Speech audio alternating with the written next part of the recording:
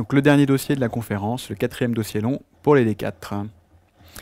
Un homme de 37 ans, donc jeune pour la cardiologie, se présente aux urgences de votre hôpital pour une violente douleur du membre inférieur gauche, ayant débuté il y a 1 heure, et qui s'aggrave malgré la prise d'antalgique. Il a une notion d'auscultation cardiaque anormale depuis de nombreuses années, on n'en sait pas plus. L'examen retrouve des bruits du cœur irréguliers, sans souffle, rapides. L'hémodynamique est normale, le membre inférieur gauche est froid, hyperalgique, vous ne percevez pas de pouls au niveau poplité. L'examen contralatéral est normal. Voici l'électrocardiogramme du patient. Première question, interpréter son électrocardiogramme.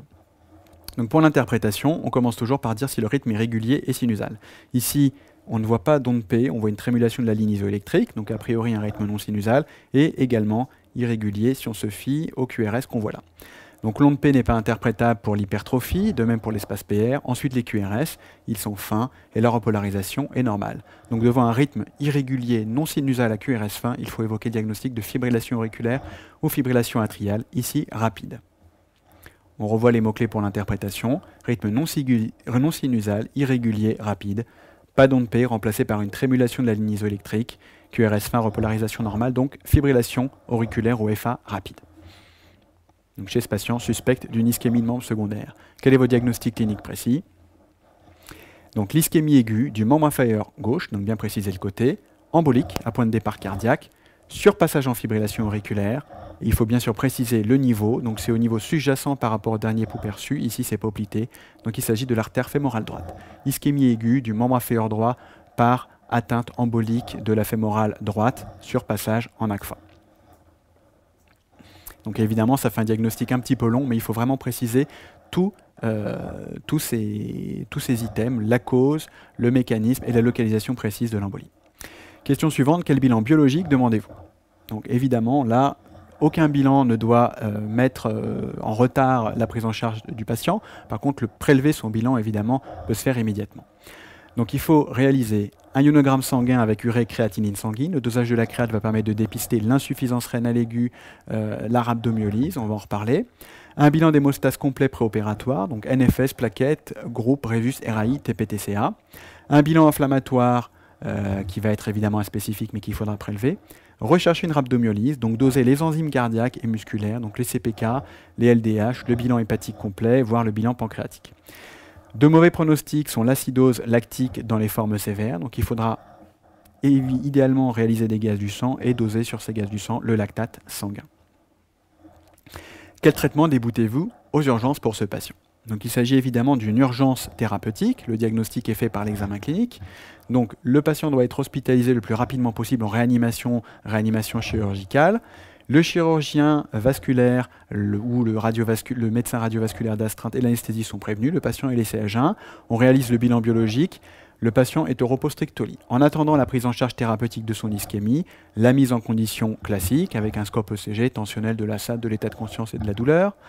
On perfuse le patient avec voie veineuse périphérique, voire centrale en cas de défaillance hémodynamique. Il va falloir l'hydrater de façon très large, voire le remplir pour diminuer les risques d'insuffisance rénale par rhabdomyolyse. Donc là, c'est des mots importants dans la grille de réponse. Il faut corriger tout trouble hydroélectrolytique, donc en particulier potassium, insuffisance rénale, etc., etc.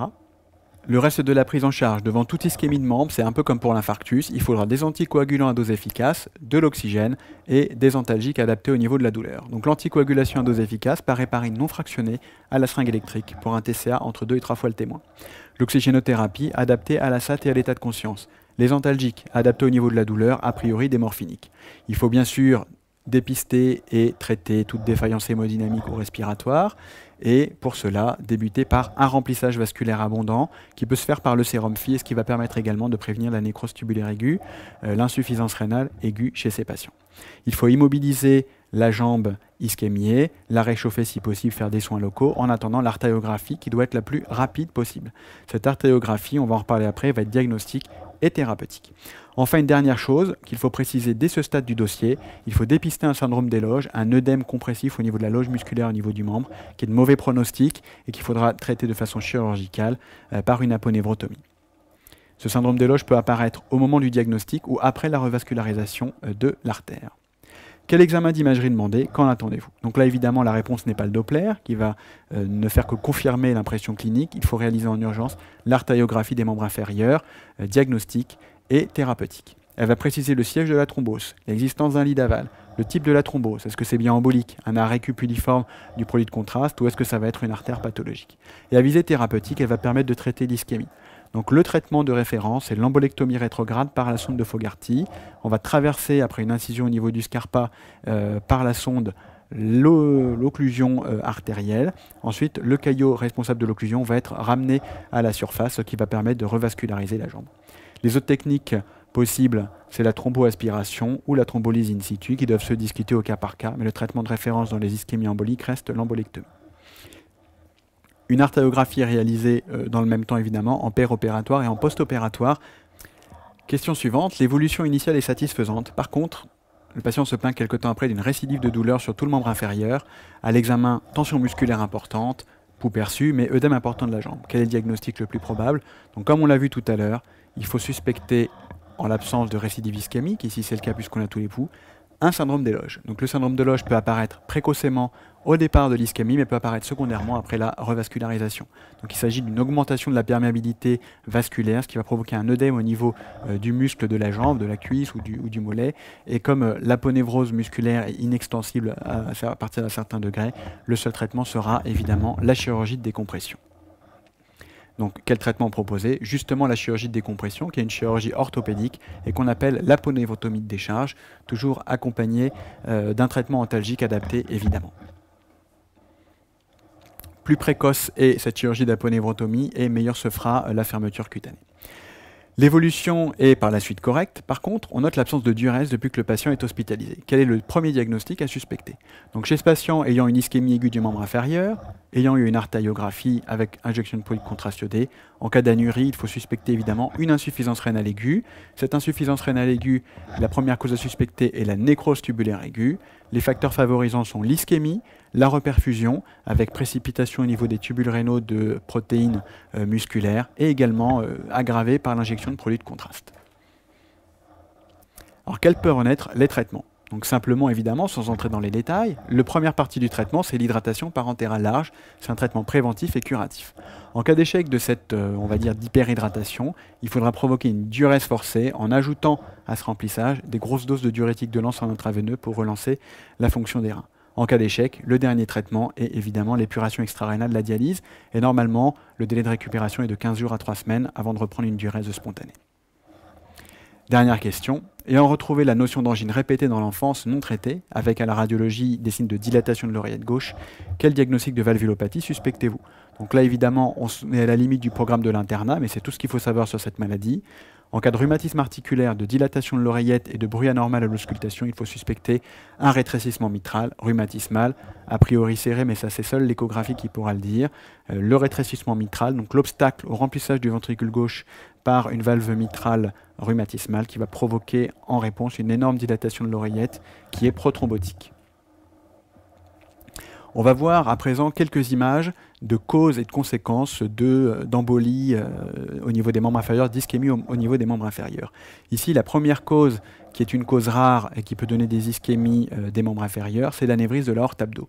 On a ici le scanner d'un patient avec un anévrisme de l'aorte abdo, qui ici est énorme et thrombotique. Il y a toujours une thrombose dans les anévrismes de l'aorte abdo qui peuvent emboliser au niveau des iliaques, des fémorales, des poplitées, de façon bilatérale. Une autre cause possible, l'anévrisme de l'aorte thoracique. Donc là, c'est en général chez les patients qui ont des maladies du tissu élastique, avec ici un élargissement important du médiastin. Ici, on a d'autres examens pour l'anévrisme de l'aorte. On a vu tout à l'heure le scanner. Ici, il s'agit d'une angio-IRM. Donc on a ici une perte du parallélisme des bords au niveau de l'aorte abdominale, par exemple, avec un anévrisme aorto-biiliaque. Ici, c'est un scanner où on retrouve la volumineuse dilatation de l'aorte au même endroit, qu'il va donc falloir opérer a priori. Pour l'aorte thoracique, on revient sur notre anévrisme vu précédemment. On peut également réaliser un scanner montrant ici une dilatation importante du sinus de Valsalva avec en bas la vue chirurgicale du même patient.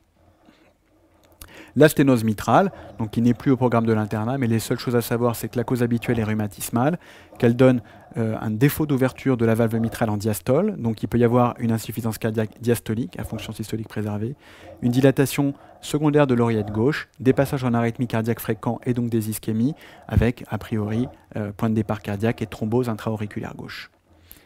Les autres causes classiques d'ischémie aiguë du membre à point de départ cardiaque embolique sont les masses intracardiaques, donc ici une masse appendue à la paroi de l'oreillette gauche sous la mitrale, donc un myxome de l'oreillette. Et pour confirmer le myxome, il faut une IRM cardiaque. Donc voici l'image typique, donc une masse friable intra-auriculaire gauche qui peut emboliser de différentes façons dans différents endroits et à différents temps dans les artères. Donc on a vu ici un dossier complet d'ischémie aiguë du membre inférieur, dont une des causes est l'embolie à point de départ cardiaque. Il faut aussi connaître les embolies à point de départ artérielle qu'on a vues dans l'iconographie. Les autres types d'ischémie aiguë, c'est les ischémies par thrombose sur artère pathologique chez des patients plus âgés avec des facteurs de risque. L'item abordé, l'item 208, l'ischémie aiguë, et également dans ce cas, l'item 236, fibrillation auriculaire.